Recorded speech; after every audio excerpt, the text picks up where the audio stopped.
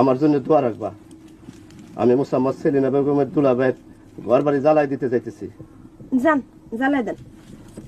তার ঘটনা শুনছো নিশ্চয়? সে এখন বলতেছে আমার সাথে তার বিবাহ সাথে কিছুই হয় নাই। এখন তার বিবাহ ঠিক হয়েছে, কার্তিক মাসের 6 তারিখ বিবাহ। ঘর বাড়ি যখন জ্বালাইবেনি অখন জ্বালায় কি লাভ? বিয়ের দিন জ্বালান।